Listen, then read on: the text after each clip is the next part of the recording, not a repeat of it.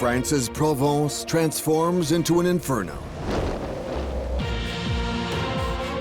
Houses, pine forests, hills, seaside. No one is safe.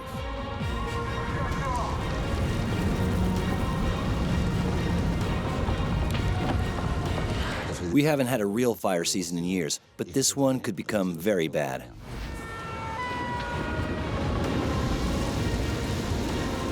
The neighborhood is being evacuated. Down that road? No, there's no evacuation that way. They lit a counter-fire against, meaning a fire that goes towards the wildfire meets it and stops it. Tell them to send more. In total, 12,000 acres go up in smoke in a summer that sets the record for the number of fires.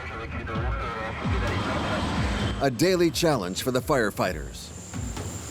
3 months of battling the flames. The opportunity to put into practice years of training.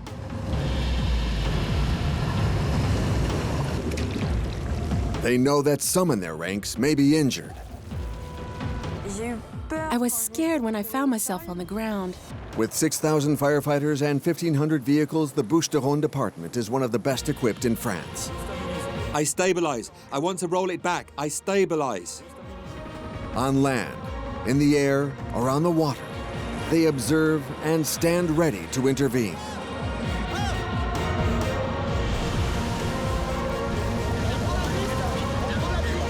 Go on! For the soldiers of fire, this season will long be remembered. You will witness their daily lives, 7 days a week, 24 hours a day, battling the flames. On vient de constater un feu. Police 13, police 13. Vigilance départ de feu, un très massif.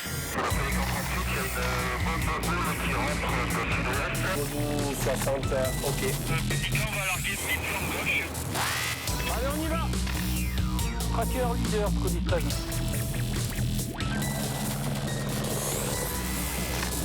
Le feu arrive sur le centre de secours.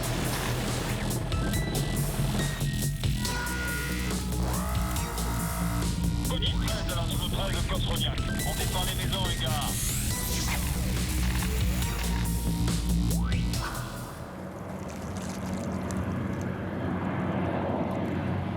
After a hot, dry spring, the summer ignites like a match. Summer is the season of forest fires, and this year they'll be relentless. The firefighters will have to prove what they're capable of. Military technology, operational tactics, social networks, but also a renewal of ancestral know-how. The firefighters will surpass themselves to protect the Mediterranean forest. But suspicious fires, sometimes threatening cities, will put their skills to the test. The pressure is so strong that columns of reinforcements will come from neighboring departments, then the whole of France. Welcome to the SDIS 13, Fire and Rescue Forces of Bouches-du-Rhône, on alert 24/7 with the Fire Brigade.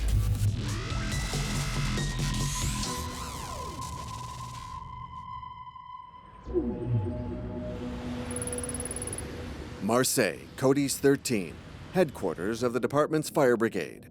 At 5 p.m., Colonel Gregory Allione, director of the Bouches-du-Rhône Brigade, reviews the weather conditions with his staff. Let's begin. Good evening, everyone. The main issue for the department is the strong winds that we thought would stop on Thursday will continue blowing until Friday. They analyze the fire risks and organize the unit's preventative safety measures for the next day. We'll closely monitor Thursday night. It'll be July 14th, so we'll come back to that. Thank you for your mobilization. Best case scenario, we'll meet tomorrow at 5 p.m. Good evening, everyone. But unfortunately, it's not the best case scenario. Colonel Gregory Allione's forecasts prove to be well-founded, and the troubles begin soon. A series of fires will soon ravage the Blue Coast, creating massive difficulties for the firefighters. Today, 8 small wildfires, 6 are criminal. It's a calm day for the firefighters, but it won't last. At 9 p.m., the water bomber helicopters are put to sleep. The alert is suspended for the night. The pilots have organized a dinner in the hangar. Colonel Gregory Allione is present, and these relaxed moments help the team to relax before the shock of the summer. But the shock comes now. Fire station. In case you didn't know, a fire just broke out north of Châteauneuf-les-Martigues. Do you know about the fire in Châteauneuf-les-Martigues? The fire just started. Hello, I'm calling to report a fire in Châteauneuf-les-Martigues near Valtredes. Cody's 13 handles the crisis. It organizes relief efforts and sends a mobile command post to the field named Papa Charlie. A fire in KD 22 near Pas de la Fosse, Châteauneuf-les-Martigues. Can you check it? A fire's been reported along the highway that runs along the Blue Coast. It's 9:35. Can I confirm? Yes, it's good. You can validate. It's confirmed. Pioneers 2 in Châteauneuf-les-Martigues sector, north of the Highway 55. It's confirmed. Copy that. Intervening in Châteauneuf with Kilo Delta 22 Echo 1.2 at Vallon de Sceaux and liaison with Coast 723. You copy? Attention. The fire in Châteauneuf is moving up, spreading on the hill towards the plateau. Flying above the firefighters, Horus 13, an aircraft specially equipped for military surveillance, observes the situation and transmits its data in real time to Cody's 13. Horus's infrared images are striking. They show a shower of sparks carried by the wind that are lighting new brush fires minute after minute. At night, the Canadairs can't fly. It's impossible for a plane to weave between power lines or land blindly to fill its water tanks. So the firefighters will engage only on the ground. In place, the Mobile Operations Command Post, the COS, works in permanent contact with Cody's 13 in Marseille. In Papa Charlie, the field HQ, they organize military-style tactics to combat the fire. Coast Papa Charlie, come in. For now, the two main emergencies at the Châteauneuf fire are: 1. Protect the antenna essential to air traffic at the airport of Marseille. 2. Prevent the fire from spreading to the Blue Coast. The Blue Coast, a dream coastline. But if the firefighters can't stop the fire in 2 hours, it'll be a nightmare, and tomorrow, just a field of ashes. 11:30 p.m. The situation deteriorates. Burning smoke columns draw fresh air in and accelerate the mistral. It's a vicious cycle. The fire creates its own wind, which in turn stirs up the fire and carries the embers still further. Young team members and the old hands, nobody wants to see their Provence burn. The man who fights all the region's local fires is Lieutenant Jean-Jacques Porchier, a central figure in the fight against forest fires. I became a firefighter because my roots are here. Both my parents and my grandparents were farmers. For me, seeing a forest burn is a tragedy. I'm going to be right behind you during many fires, so if you hear me yelling, don't panic. There'll be a good reason. Despite his rough character, this older firefighter is appreciated by all and known for his intimate perception of the environment. There's not enough water. When I look at the amount of rainfall in 2015, I realize it's only half of 2014's rainfall. That's not good. Every day I think that if it doesn't rain soon, we're going to be in trouble this summer with forest fires. Everyone has to be ready and very aware that something big may happen any day now.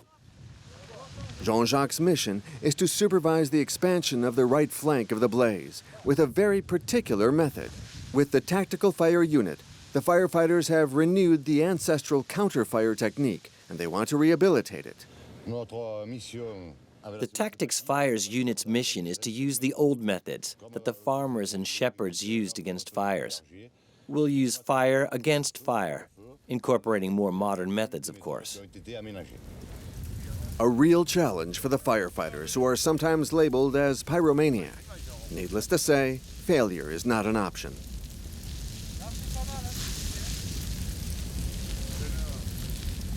We're under the power lines, guys. Right under them. Be careful, that'll light up. This is one of the first times this method is used in the department. We're here to put out the fire. We must convince the commanding officers that our methods work, with the okay of our department chief. So where's the truck? Then we witness a strange scene. At the gates of hell, the Tactical Fire Unit tours the fire zone, methodically pouring flaming gasoline on the ground. Okay, keep it in line. The challenge is this. The fire arriving at us from 200 yards must pass this line. That's our challenge. We don't have enough fire engines to fight with water, so we're going to use fire against fire. When the wildfire gets 50 yards from our fire, the two of them will attract each other. Then, since the wildfire won't have anything to consume anymore, it will die down automatically. We can make ours accelerate or slow down. We're not going to let a raging wildfire overcome us. With our fire, we can prevent that.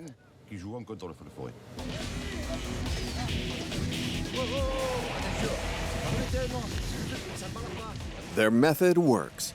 The controlled flaming brush goes out quickly, producing a fuel-depleted zone.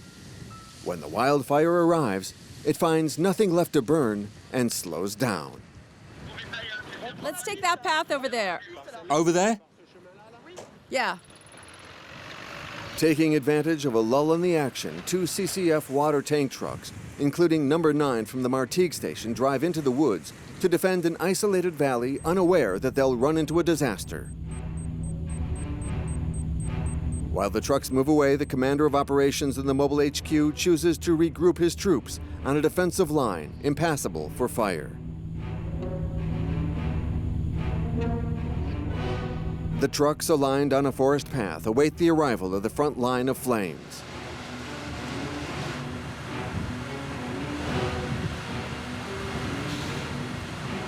The crews are nervous. They start using their nozzles, but the fire is still out of reach, and the small nozzles are ineffective.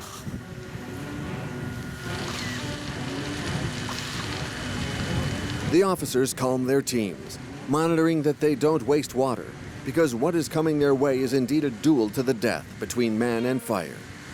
Meanwhile, in the Luynes station, Warrant Officer Jean-Luc Cano and Corporal Sébastien Courcoing, who are on call, are awaiting to know whether they will be affected in the fire of Châteauneuf. And Sébastien worries he may not know what a big forest fire truly is.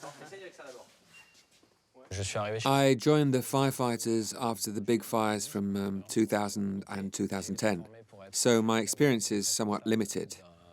I was trained to be truck chief of a CCF. I'm a bit apprehensive. I've never intervened on big fires. Yet I have to lead my team in one, so I don't know how I will react in that kind of situation. I'll have to manage 3 crew members and give them confidence. It'll be an interesting challenge.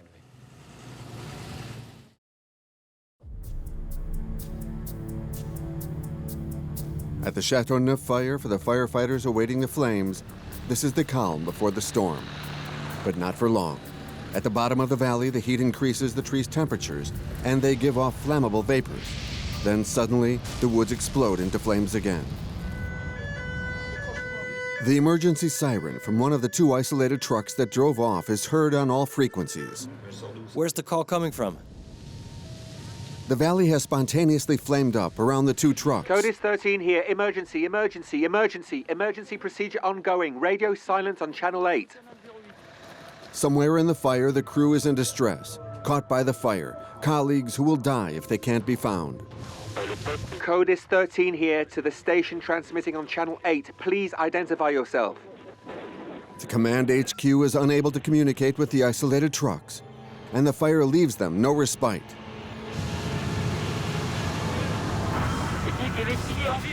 The fire has reached the plateau. We'll try to stop it. Their light nozzles can't stop a wall of flames of around 2,000 degrees Fahrenheit. It's the water cannons of the CCFS trucks that hold 13,000 liters of water that attack the fire's front line. It's coming on strong on the left. It's coming on strong. All the engines are ready to leave, just in case. The Cody's persists in trying to reach the lost trucks on frequency 08. To the truck transmitting on channel 8, please identify yourself. The heavy trucks have brought down the flames, but their water tanks are empty. They have to fill up from a huge tank. Installed here by the firefighters several years ago, it's waited patiently.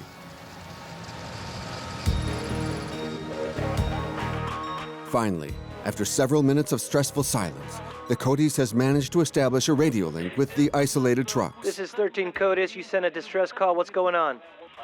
CCF9 here. The fire came over us. Everybody is inside the truck. Share your position relative to the fire. North 4323, east 0509. The situation is getting worse in Chateauneuf. We've got 4 injured firemen. They've escaped the worst. The crew of CCF9 escaped with severe burns to the face and hands. But worse, they almost died. On the defensive line, no respite. The flames are now close. The time for the confrontation has come. The teams advance into the middle of the fire and attack with their nozzles.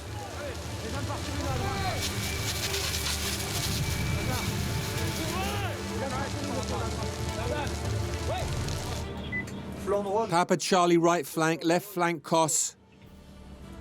Among the firefighters, the fire is personified as an evil beast with a flank, a rear, and a head. She'll try to grow, expand her flanks, regenerate from the rear. Her head is death, progressing, consuming everything in front of her. On the right flank, for now, the fire seems controlled. The monster is defeated. But the head that had been decapitated has regenerated. The fire suddenly picks up and pierces the tactical barrier of Jean-Jacques' team. It's threatening the Marianne air traffic information antenna, and nothing seems to be able to stop it. We have 2 tanker trucks attacking the head on the plateau.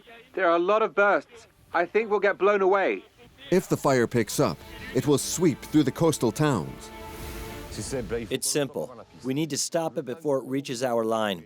Otherwise, we won't have the time to remobilize our equipment and go to the Blue Coast. The fire will surely be ahead of us. It may look like a truck is going fast. It may look like an intervention team moves quickly, but it's not true. We need to drive miles and miles on fire paths where we can't go over 40 miles per hour. All of this takes time. Jean-Jacques urgently launches a second tactical fire downwind of the tower. Come on, guys, let's go. Let's go. We've got it. We've got it. The tactical fire fulfills its mission. Embers fall on an already burnt ground, and on the fire's front line, the flames finally stop.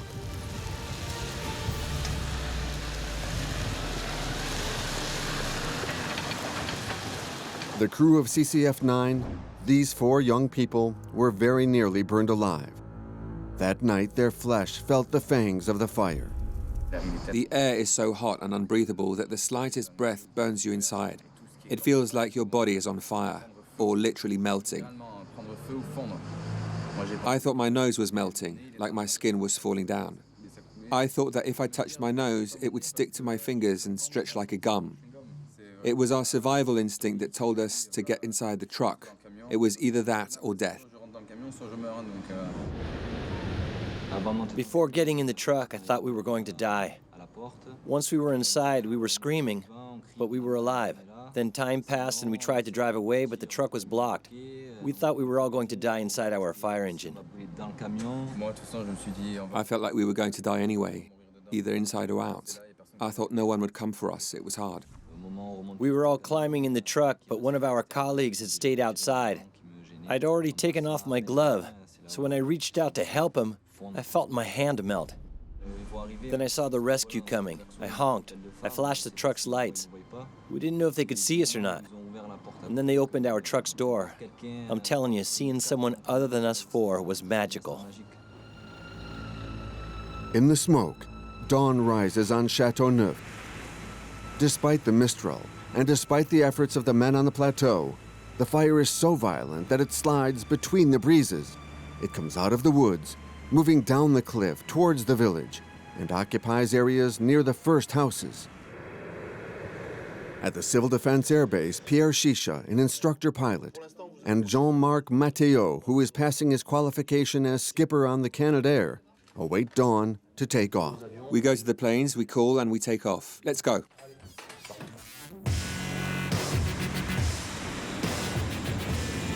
Fortunately, the summer nights are short, and the Canadair can finally take action.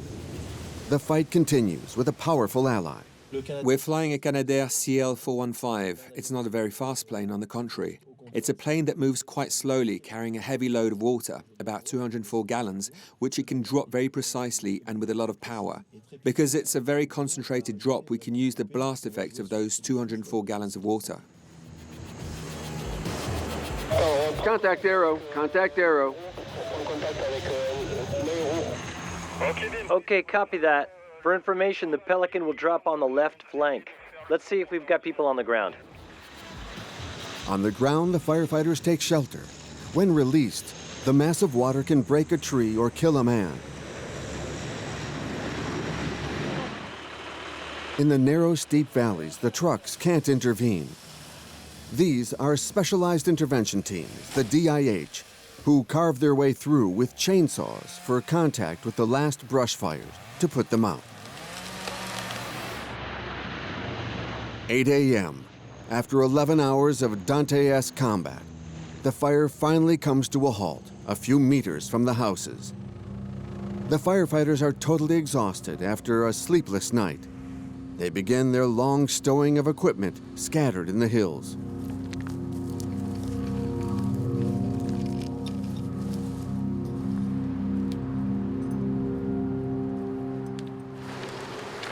But during the day, the Mistral comes back with its strong gusts, and the situation that seemed under control comes back again with the report of a new fire just beneath the high voltage line. The Canadair cannot intervene. Philippe Delquier, firefighter in a water bomber helicopter, barely has time to join the pilot before they take off for airdrops on the fire before it can spread.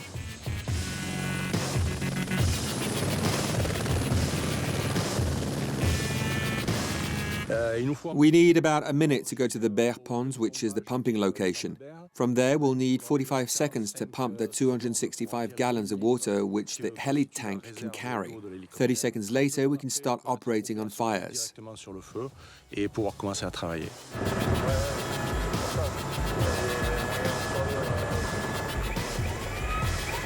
The heli tank is a very useful tool thanks to its speed during the trips back and forth between the water source and the fire.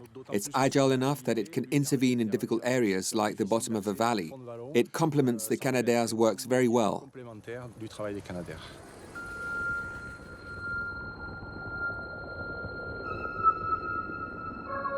On the ground, plant roots are on fire. For several days, planes, helicopters, and teams flood the embers that the Mistral attempts to reignite. The teams verify that the fire isn't just under control, but completely extinguished.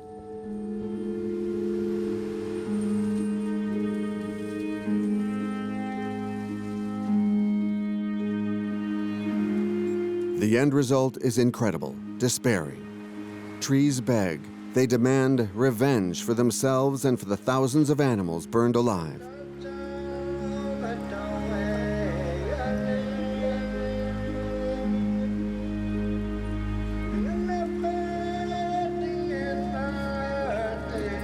The question remains, why do fires begin for no apparent reason? Vincent Pastore, after years at the ONF, the National Office of Forests, became a forest ranger among the firefighters. He leads the investigation into the Châteauneuf fire. Today, my mission is to where the fire started in Châteauneuf-les-Martigues, to try to identify the origin of the fire, find clues, find indicators that will help us identify the cause of this fire. Vincent joins an investigative unit, the Vulcan RCCI Research for Causes and Circumstances of Fire. He can read the progress of the fire in the ashes and the plants petrified by the fire. The position of the branches, the broken bark, give him the direction and height of the flames. A pioneer in this innovative approach, he guides his colleagues and shares his experience. This area here is totally burned. The area just above is barely burnt. We can see two black stripes, so we need to look over there. So what do you see? Nothing really. Jean-Jacques makes his contribution. They examine all the clues. Every leaf, every twig, Square yard after square yard, these experts retrace the crime scene back to the likely source of the fire. My fire went this way, so if I want to find it, I shouldn't go any further. I have to go back to this area over here. See here? There's barely any damage on the plants. We'll go back to the area there and examine it properly. There, we can see it clearly. Look, that's not bad either. Look for where the fire left the most marks. Working with the police, we're guaranteed to find the origin of the fire. Unfortunately, since there's been a lot of simultaneous fires recently, that also means we're trying to find how our potential suspect operates. In the fire's departure area that's now clearly defined, the police take soil samples to look for traces of flammable products.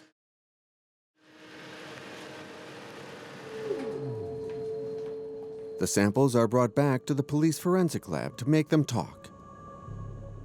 We'll put our samples in a sterilizer and heat them at 176 degrees Fahrenheit for 8 hours. All the chemical elements in the soil will evaporate and will then be analyzed. Did you check everything? I checked the row on the right. Using the most advanced analysis technology, a chromatograph, they examine the samples.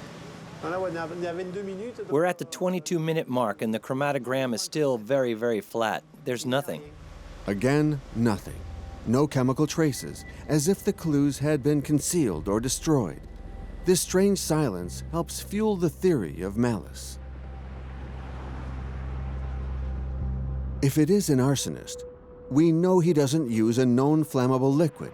His signature is rather perfect discretion. But no one can remain invisible forever. Very quickly, recreation begins again. The summer season is in full swing on the Blue Coast, but not for everyone. Not for Corporal Sebastian Courcoing on duty at the station. When I'm not working as a firefighter, my main job is completely different. I'm an air traffic controller. My work schedule is a bit special because I can work days and nights on weekends and holidays too.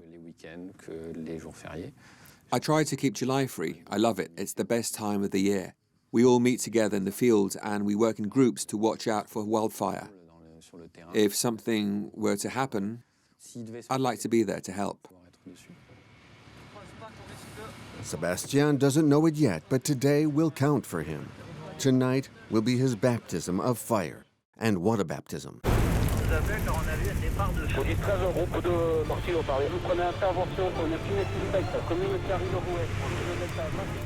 July the 15th at 3:15, less than 24 hours after the extinction of the first fire, the alarm is sounded by the Outlook director.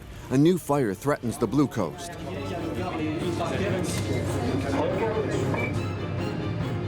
As soon as the alert is confirmed by Cody's 13, Pierre and Jean-Marc take off.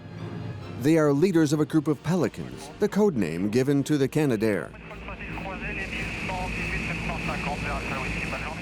Hello, Pelican 45, Delta 9 here, ready for takeoff.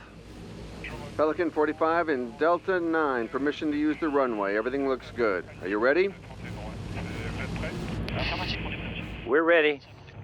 Takeoff underway. Power is good. Speed is 50 knots. On the Blue Coast, the commander of emergency operations returns from an aerial reconnaissance of the fire on the Dragon, a helicopter. We're reviewing every income asset. They land at the Ensues station, where the mobile HQ has been set up. The mapping team is already working to provide data. Okay, you said they skipped the ACP-111. The bottom of the right flank will be the most difficult. There's a lot of woods there, several houses surrounded by vegetation, too. The beginning of a fire is a crucial moment when many factors come into play.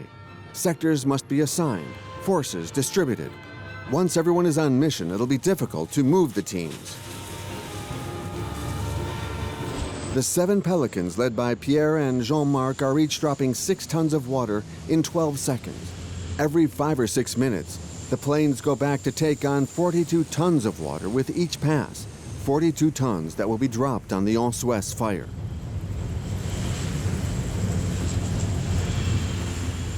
A strong mistral fans the fire through the hills. At the fire's front line, the burning air distills the vegetation that gives off toxic gases at very high temperatures, ready to catch fire even far from the fire's source. Trees explode like incendiary bombs, and the fire progresses by leaps and bounds. If the firefighters are unable to stop it, in 2 hours it will ravage the villages of the coast, Carré-le-Rouet or Ensuès-la-Redonne.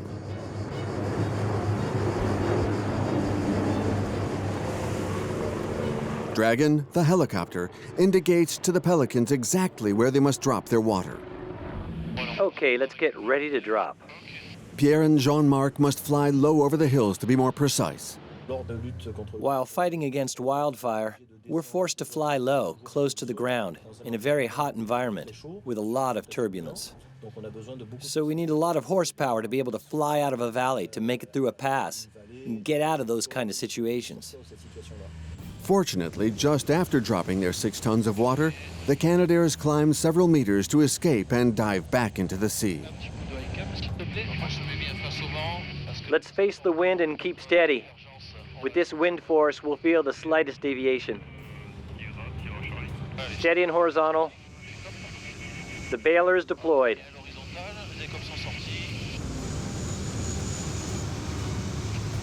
The wind's coming in gusts. Bailer tucked back. It's the turn of Horus, the aerial surveillance plane, to take off and join the action zone at high altitude, far above the Pelicans. The flying surveillance unit carries military observation equipment and transmits the best perspectives on the evolution of the fire and the Canadaires drops to the firefighters. In the black smoke, the aircraft's incessant cycles announce the outbreak of fire. In an end-of-times atmosphere, the tourists continue to swim or take selfies, while anxiety mounts among residents who already imagine their houses destroyed by the fire.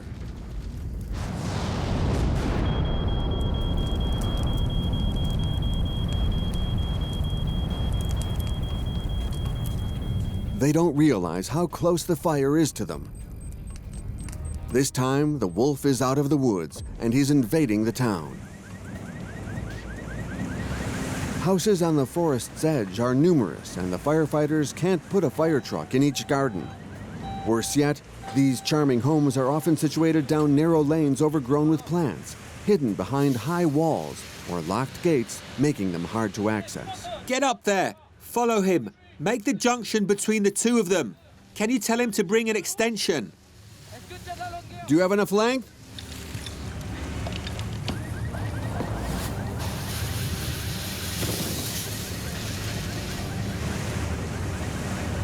People protect their homes as best they can, but must finally evacuate without knowing what they'll find when they return later. Come on, let it go. It's useless. We have to leave now, folks. 500 firefighters are in combat.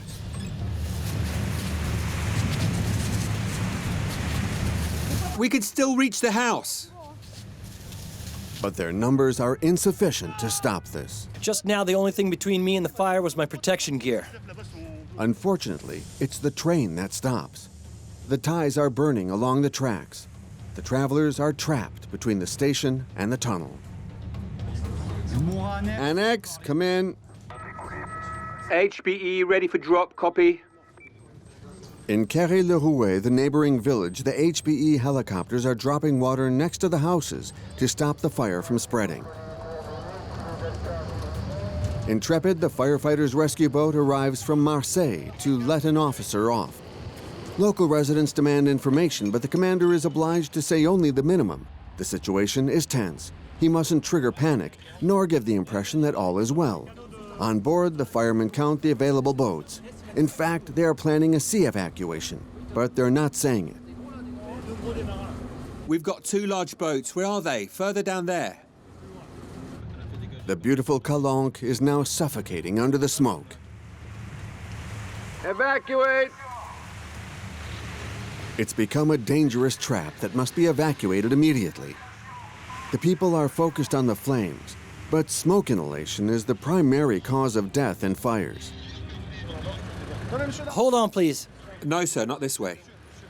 3 mechanisms: thermal burn, bronchial pulmonary aggression by carbon monoxide and toxic gases, and finally, respiratory distress asphyxia by lack of oxygen.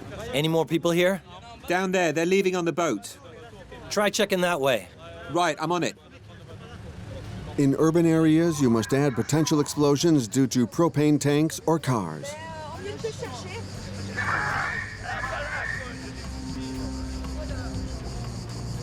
The flames block the train and roads. The last residents must be evacuated by the sea. In the smoke, the last boat finally leaves the port, taking its passengers to a safe place under the eye of Horus.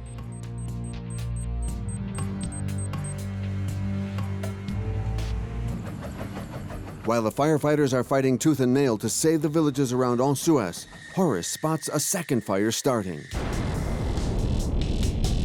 Horus confirms a big fire starting 6 miles southwest of Martigues.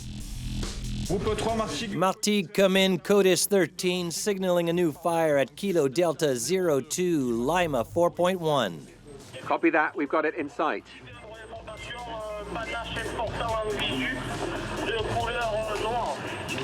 This is what the firefighters feared. The new fire risks merging with the Ensuès fire.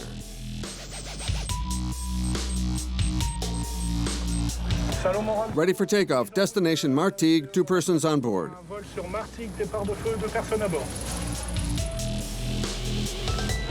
Codis 13 here, permission to intervene in Martigues, Kilo Delta 02, Lima 4.1. At Louin, Jean-Luc and Sébastien receive their mission orders. Jean-Luc will be the first on the scene. Give me the exact coordinates. There's a helicopter ahead. Priority on the fire in Martigues. Codis 13, copy that. Sébastien was supposed to intervene in Ensuès, but he's redirected to Martigues.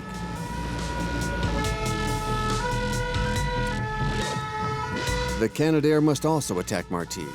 Ensuès will be without air support. A tough blow for these firefighters, most of whom haven't had the time to recover from the Châteauneuf fire. If it's not arson, it looks a lot like it, and the firefighters are not naive. That makes 4 fires breaking out at the same time. The Canadair have only 1 hour and 20 minutes to extinguish the fire.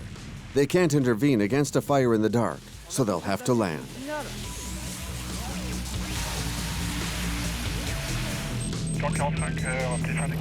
The tension mounts for Sébastien and Jean-Luc. In position on Route D9, the firefighters are battling to block the fire's head, but the wind carries the embers blithely across the road. Beyond lies a thick pine forest extending to coastal villages and to the fire in Ensuès. Returning to the field at 1,500 feet. The Canadair keep dropping water up to the very last minute. They succeed in stopping the fire that jumped across the road before turning in for the night.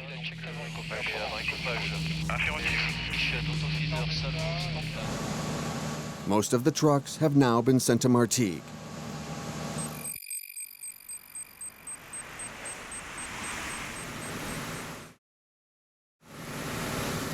Priority is given to developing fires. This is the rule for avoiding several simultaneous fires.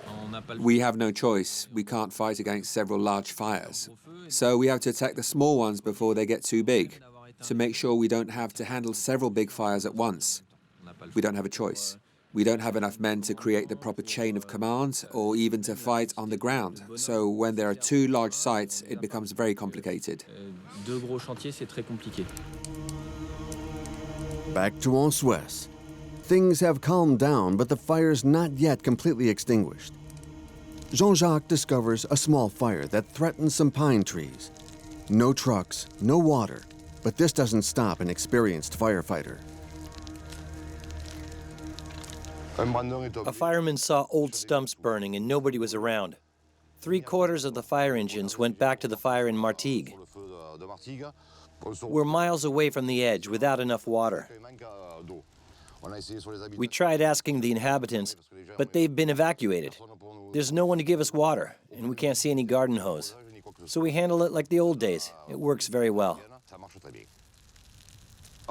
We rake and clean the area surrounding the fire, and we let the fire consume itself. We'll cover it with earth tonight. We'll let it burn for maybe a day, but there'll be no risk of it starting up again. It's midnight. Some have been on duty since dawn, and others have not eaten for 12 hours. Their faces look exhausted and blackened. The officers have come for supplies for their troops and take them back to the hills.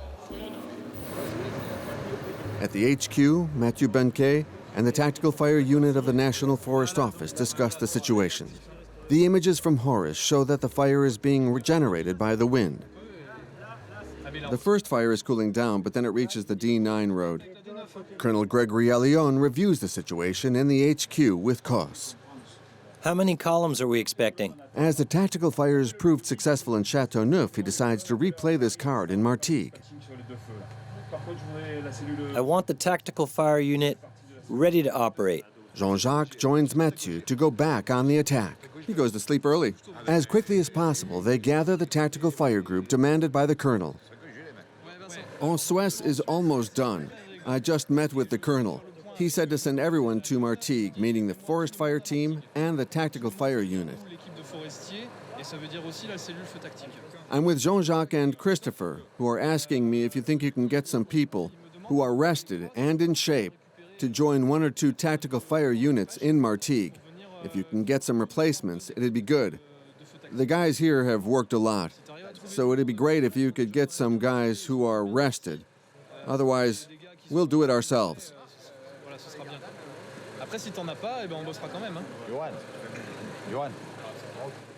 Meanwhile, at the Canadair Air Base, technical teams perform the nightly maintenance on the planes that will take off again at dawn for the Martigues fire. They must rinse the seawater out of the engines to keep the turbines from rusting. Every time the plane gets in touch with salted water, we have to rinse it completely to avoid corrosion, which is amplified by salt. For rinsing, we use between 70 and 80 liters of deionized water. It's important to use deionized water to prevent limescale and other mineral deposits inside the engine. Checking the fire alarm, okay. During the fire season, the planes fly all day, so only the night is left for doing maintenance. Tomorrow at dawn, the planes will take off for the Martigues fire. But for now in Martigues, the fire seeks to expand to the left and gain in size. Without Canadair in a thick pine forest, they have to walk, and the technical fire is their best solution. Mathieu and Jean-Jacques finally manage to gather their team. Sébastien Courcoin joins them and will experience his first tactical fire. We just got deployed on tactical counterfires. It's something I don't know at all. The basic idea is to burn areas which won't be able to burn later. They receive the mission to stop the development of the fire's left flank. We will extinguish what's burning immediately. We'll be ready to prevent it from getting bigger.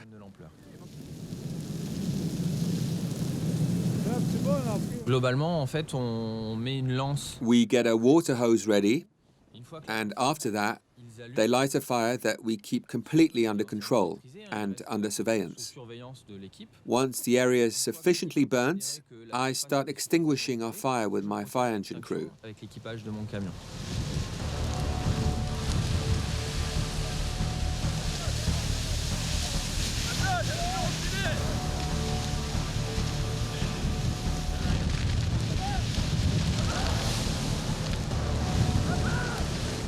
After the fire is put out, we keep going. Ideally, we should treat all the edges of the fire that way.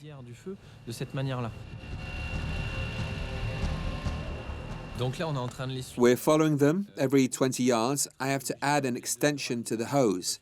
The hose is only 20 yards long, and I can't drag it, so every time they go a little further, I unplug the nozzle and add another extension so they can advance. This surface can't burn anymore because it's already burnt under our control. It'll prevent the fire from spreading beyond the barrier that we've created. It works. That's what's great. The growth of the left flank is stabilized, but the head that's regenerated rushes to the southeast, and it will jump over the road. This is an opportunity to end it. The emergency operations commander decides to rely on the road to create a defensive line.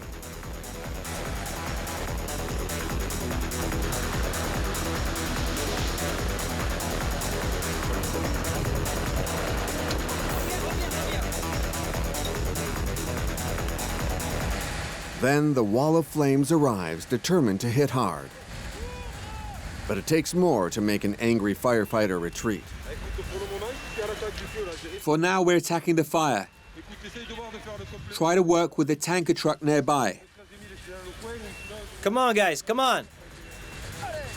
The fire is held back. It's crushed. Vapors invade the road that's like a sauna. At that point, we'd managed to reduce the flames. We were really happy. Then we turn around and we realize that there were 3 or 4 bright spots in the massive. It means that the fire jumped over us. Embers had passed us and lighted other fires 50 yards away. The heavy trucks intervene with their big water cannons and hit the flames.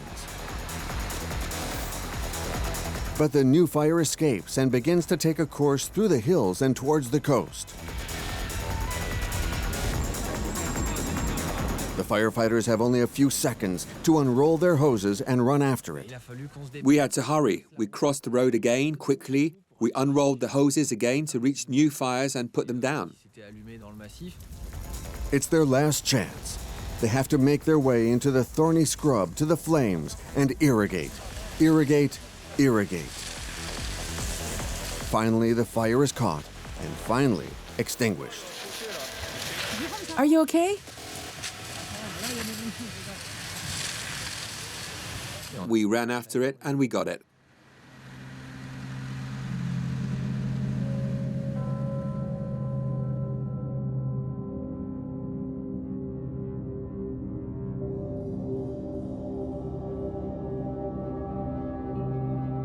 Dawn rises over the exhausted firefighters. During a well-deserved meal, they share their experiences.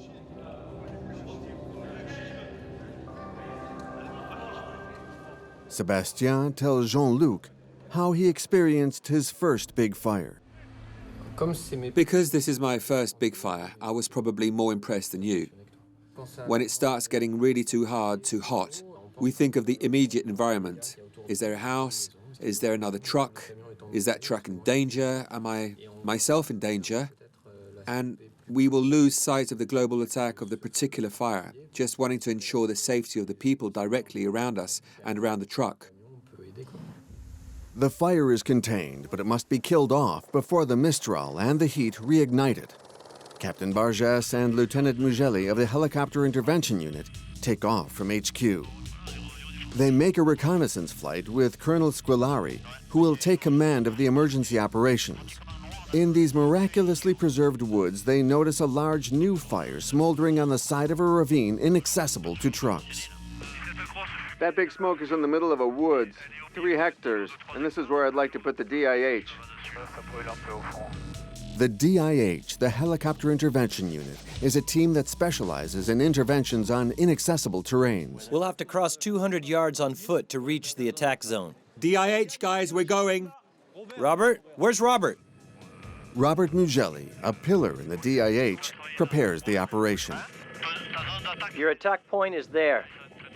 Be careful, 2 Canadaires are working there too. I see them on the left. The airspace is occupied by pelicans and trackers that have been irrigating the zone since sunrise. Let's land here. The helicopter slips into the field, and Robert prepares the intervention of the men on foot.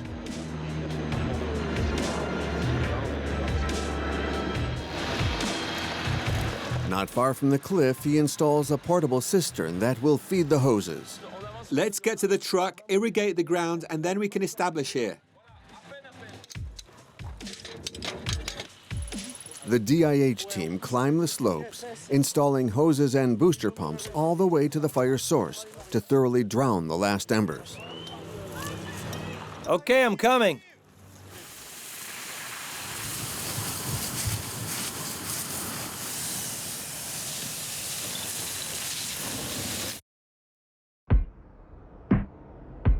This time, the fire was able to enter human territory.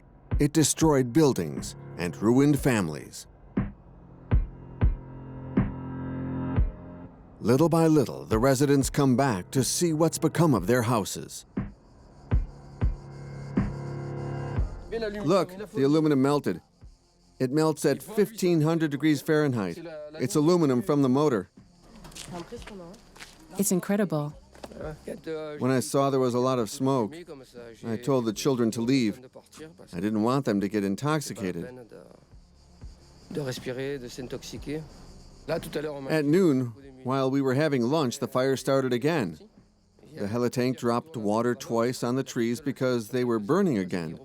The most important thing is to keep the people safe. If things burn, well, so be it. Intentionally or not, this fire was lit by someone. These fires that start without reason in deserted spots during the Mistral exasperate the population and intrigue journalists. Stéphane Rossi, who is a journalist at the Provence, followed the story from the beginning.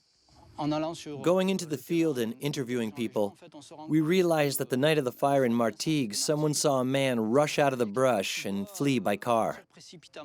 Just a few seconds later, the first flame started. The witness had the right reflex. He called the police. The fire made a loop. It started in Châteauneuf, went on to the Blue Coast, then came back to Martigues. Thanks to the analysis of surveillance cameras, we spotted a vehicle on the site of the fires. This guy's there at the start of several different fires when there's no reason for him to be there at all. He's someone fascinated by fire. The net closes around the arsonist who thinks he's invincible. Until he's stopped, he'll keep it up. But his footsteps, as tenuous as they are all patiently collected by the police, who start to understand his modus operandi. He'll take more and more risks and eventually make an error that will cause his arrest.